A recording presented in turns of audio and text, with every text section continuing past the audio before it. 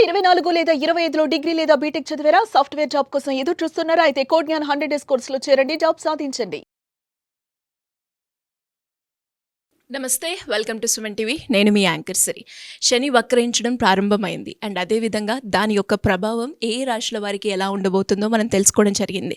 అదేవిధంగా నక్షత్రాల వారికి ఎలా ఉండబోతుంది, ఎలాంటి ప్రభావం ఉంటుంది, వారు ఎలాంటి జాగ్రత్తలు పాటించాలి, వీటి గురించి ఈరోజు మనతో క్లారిటీ ఇవ్వడానికి ఉమాదేవరకొండ గారు ఉన్నారు. వారిని అడిగి తెలుసుకుందాం. నమస్కారం ఉమా గారు. నమస్తే అమ్మా.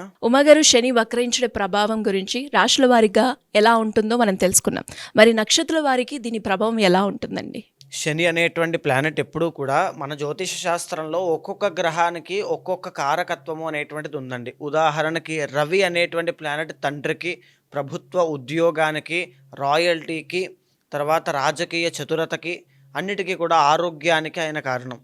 అలాగ చంద్రుడు మనస్సుకి కారకుడు, విందు వినోద కార్యక్రమాలకి కారకుడు, తల్లికి కారకుడు, కుటుంబానికి కారకుడు, గృహానికి కారకుడు, విద్యకి కారకుడు, కళలకి కారకుడు, అన్నిటికీ కూడా చంద్రుడు కారకుడు అవుతాడు.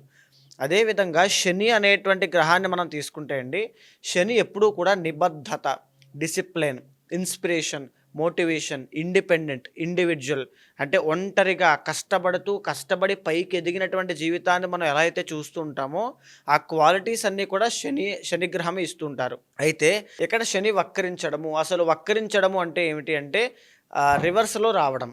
అంటే నిజానికి ఆ గ్రహాలు అనేటువంటి రివర్స్లో వస్తాయా అంటే కాదండి. మనకి సౌరమండలంలో జరిగేటువంటి గ్రహాల యొక్క కదలికల్లో ఎప్పుడు కూడా రివర్స్గా రావడం అనేటువంటిది మనకు ఎప్పుడు కూడా కనబడదు. కానీ అవి తమ యొక్క కక్షల్లో ముందుకు వెళ్తున్నప్పుడు ఆ యొక్క గమనము, ఆ యొక్క పయనంలో ఒక గ్రహం ముందుకు వెళ్ళినప్పుడు ఇంకొక గ్రహం ఆ మార్పులు చేర్పులు, ఆ యొక్క పయనంలో మార్పులు చేర్పులు రావడం వల్ల మనకి గ్రహ ఫలితాల్లో కాస్త భిన్నమైనటువంటి మార్పులు కనబడతాయి. అది వక్రించడము అనేటువంటిది ఒక భ్రాంతి. మనం దాన్ని వక్రించడం అనేటువంటి విధంగా చెప్పుకుని గుర్తుపెట్టుకుంటూ ఉన్నాం. సో అక్కడ భిన్నమైనటువంటి గ్రహ ఫలితాలు ఎందుచేత మారతాయి? ఉదాహరణకి శని అనేటువంటి గ్రహము మందగమనుడు, అంటే స్లో మూవింగ్ ప్లానెట్ అండి. చాలా స్లోగా వెళ్తుంటారు. 2.5 సంవత్సరాలకు ఒకసారి మాత్రమే రాశి నుంచి రాశికి ఆయన యొక్క ట్రాన్సిట్ అనేటువంటి జరుగుతూ ఉంటుంది. అయితే అలాంటి శని వక్రించినప్పుడు ఎలాంటి ఫలితాలు ఇస్తారంటే ఫాస్ట్గా రిజల్ట్స్ ఇస్తారు. నిజానికి శని అనేటువంటి ఆయన ఎవరి జాతకంలోనే ప్రవేశిస్తే వాటి యొక్క ఫలితాలు ఆలస్యంగా వస్తాయి, శుభ ఫలితాలు. కానీ వక్రించినప్పుడు వెంటనే వస్తాయి, ఇమీడియట్ రిజల్ట్స్ అనేవి కనబడతాయి, మంచి రిజల్ట్స్ అనేవి కనబడతాయి. శుభ ఫలితాలు, హాని కలిగించేటువంటి కాంతి నుంచి తగ్గించి శుభ ఫలితాలు ఇవ్వడం అనేటువంటిది ప్రారంభం అవుతుంది అని చెప్పచ్చు. అయితే ఇక్కడ శని ప్రస్తుతము మీనరాశిలో సంచారం చేస్తూ ఆ పూర్వాభాద్ర ఉత్తరాభాద్ర నక్షత్ర రీత్యా మళ్ళా వక్రించడము అనేటువంటిది ప్రారంభమైంది. ఇది సుమారుగా 140 రోజుల పాటు వక్రిస్తున్నారండి. జూలై 13 నుంచి 18 లోపు, అంటే 18వ తారీఖు దగ్గర నుంచి వేసుకుంటే నవంబర్ 27వ తారీఖు వరకు కూడా శని వక్రించడము అనేటువంటిది కనబడుతుంది. ఈ 140 రోజులు లేదా సుమారుగా 4.5 మాసాలు కూడా ప్రతి రాశి మీద, ప్రతి నక్షత్రం మీద చాలా రకాలుగా ప్రభావం అనేటువంటిది పడుతుంది. అయితే శనికి ప్రధానంగా 3 దృష్టిలు ఉంటాయి సరిగారు. అంటే ఒక్కొక్క ప్లానెట్ ఒక్కొక్క ఆస్పెక్ట్ అనేటువంటి చూస్తూ ఉంటుంది. ప్రతి గ్రహానికి 7th ఆస్పెక్ట్ ఉంటే ఈ శనిగ్రహానికి 3, 7, 10 అనేటువంటి 3 దృష్టిలు ఉంటాయి. అంటే శనిగ్రహం మీనరాశిలో ఉంది. మీనము, మేషము, వృషభం మీద శనిగ్రహం యొక్క దృష్టి అనేటువంటిది పడుతోంది. తర్వాత శనిగ్రహానికి 7వ దృష్టి, అంటే కన్యా రాశి మీద ఈ యొక్క శనిగ్రహం యొక్క ప్రభావితం అనేటువంటిది అవుతోంది, ప్రభావం పడుతోంది. తర్వాత 10వ దృష్టి అనేటువంటిది ధనస్సు రాశి మీద పడుతోంది. సో ఈ రకంగా మనం చూసుకుంటే కనుక ఈ శనిగ్రహం యొక్క వక్రించడం అనేటువంటిది కన్యా రాశి మీద, వృషభ రాశి మీద, ధనస్సు రాశి మీద ప్రభావితం అవ్వడం, ఈ 3 రాశుల మీద ప్రభావితం అవ్వడం వల్ల మిగతా రాశుల వాళ్ళకి వాటికి తగినటువంటి ఫలితాలు అనేటువంటి కనబడడం ఖచ్చితంగా జరుగుతోంది. సో ఈ విధంగా రాశులతో సహా నక్షత్రాల మీద కూడా శనిగ్రహం వక్రించడము అనేటువంటి దాని యొక్క ప్రభావం ఖచ్చితంగా పడుతుందండి. మరి మీరు అన్నట్టుగానే అశ్విన్ నక్షత్రం వారికి ఈ శని వక్రించడం వల్ల ఎలాంటి ప్రభావం ఉండే అవకాశం ఉంది? ఈ 4 నెలలు వారు ఎలాంటి జాగ్రత్తలు పాటించాల్సిన అవసరం ఉందంటారు మా గారు? సో అశ్విని నక్షత్రము 1, 2, 3, 4 పాదములు మేషరాశిలో సంచారం జరుగుతుంటాయండి.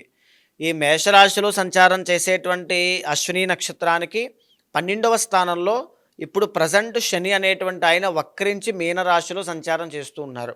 గత జరిగినటువంటి మార్చి 30వ తారీఖు దగ్గర నుంచి వీళ్ళకి శని ట్రాన్సిట్ జనరల్గా ఏప్రిల్ 1 నుంచి మనం వేసుకుంటే కనుక శని ట్రాన్సిట్ వల్ల వీళ్ళకి ఏలినాటి శని ప్రారంభమైంది. అంటే 12వ స్థానంలోకి శని రావడం అండి. సో ఇది 2.5 సంవత్సరాల పాటు ప్రథమ భాగం అనేటువంటిది కంటిన్యూ అవుతుంది. టోటల్ 7.5 సంవత్సరాల పాటు ఉంటుంది. అయితే దీని మూలకంగా వీళ్ళకి దీర్ఘకాలిక ఆరోగ్య సమస్యలు కావచ్చు, మితిమీరినటువంటి ఖర్చులు కావచ్చు, అవమానములు, అనుమానములు, జీవితంలో కష్టములు కానీ, కోర్టు సమస్యలు కానీ, కుటుంబంలో విభేదాలు కానీ వచ్చే అవకాశాలు ఈ ఏలినాటి శని వల్ల అశ్విని నక్షత్రం వాళ్ళు ప్రస్తుతం చూస్తున్నారండి. అశ్విని నక్షత్రం వాళ్ళకి ఈ శని వక్రించడము అనేటువంటి దాని యొక్క ఫలితం వల్ల శని అశ్విని నక్షత్రానికి 12వ స్థానంలో వక్రిస్తున్నారండి. 12వ స్థానంలో శని ఎప్పుడైతే వక్రిస్తూ ఉంటారో మితిమీరినటువంటి ఖర్చులు పెరిగే అవకాశం ఉన్నప్పటికీ కూడా ఈ వక్రించడము అనేటువంటి ప్రభావం వల్ల ఖచ్చితంగా ఖర్చులు తగ్గే అవకాశం ఉంటుందండి. అంటే కొన్ని సందర్భాల్లో డబ్బు పోయినా పర్వాలేదు, పని అయిపోవాలి అని అనుకుంటూ ఉంటాం. సో అలాంటి విషయాలన్నింటిలో కూడా విజయాన్ని చూసే అవకాశం ఉంటుంది. సో ఎక్కడైతే అవమానపడతారో అక్కడే మళ్ళా తిరిగి వాళ్ళ యొక్క పేరు ప్రఖ్యాతులు పెంచుకోవడం, పునర్వైభవాన్ని తెచ్చుకునేటువంటి యోగం వీళ్ళకు ఉంటుంది. కానీ ఏంటి అంటే వీళ్ళు చాలా సందర్భాల్లో తీసుకునేటువంటి చేతులారా చేసుకునే చిన్న చిన్న తప్పుల వల్ల ఇబ్బందులు పడతారని కూడా చెప్పచ్చు. అయితే ఈ శని 12వ స్థానంలో వక్రిస్తూ 3వ దృష్టితో వృషభాన్ని చూస్తున్నారు. అంటే 2వ స్థానము ధనయోగము పట్టేటువంటి అవకాశములు ఈ యొక్క అశ్విని నక్షత్రానికి కనబడుతున్నాయండి.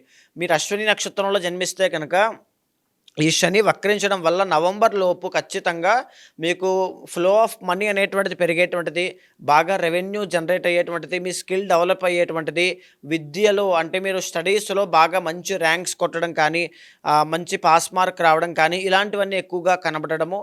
దీంతో పాటుగా 7th వీక్షణ 7th దృష్టి అయినటువంటి 6వ స్థానము అంటే అశ్విని నక్షత్రానికి అవ్వడం వల్ల హెల్త్ ఇష్యూస్ వల్ల బాధపడుతున్నటువంటి వాళ్ళకి ఖచ్చితంగా దాని నుంచి బయటికి రావడం, తర్వాత ఎప్పటినుంచో ఇబ్బందులు ఉన్నటువంటి రుణ బాధలు, అప్పుల విషయంలో బయటికి రావడం, శత్రు బాధలు, శత్రువుల మీద వీరి యొక్క ఆధిక్యత ప్రదర్శించడం, ఖచ్చితంగా ఇప్పటి వరకు మిమ్మల్ని ఎవరైతే ఇబ్బంది పెట్టారో ఈ 4 మాసాల్లో మళ్ళీ మీరు వాళ్ళ యొక్క పన్నాగాలు తిప్పి కొట్టేటువంటి అవకాశాలు ఎక్కువగా ఉంటాయి.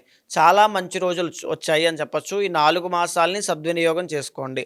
అయితే 10వ దృష్టి అయినటువంటి 9వ స్థానం మీద పడుతుంది కాబట్టి మీరు అశ్విని నక్షత్రం వాళ్ళు మీరు ఎవరికైనా డబ్బులు బయటకు ఇచ్చినట్లయితే అవి తిరిగి రావట్లేదు అని బాధపడేటువంటి వాళ్ళు ఎవరైనా ఉంటే, తండ్రి యొక్క ఆరోగ్యం బాగాలేదు అని బాధపడేటువంటి వాళ్ళు ఎవరైనా ఉంటే, లేకపోతే విదేశాలు వెళ్ళాలి అని కోరికతో ఉన్నటువంటి వాళ్ళు ఎవరైనా ఉంటే తప్పనిసరిగా ఈ 3 విషయాల్లోనూ మీరు శుభవార్త వినేటువంటి యోగం పడుతుంది అని చెప్పొచ్చండి.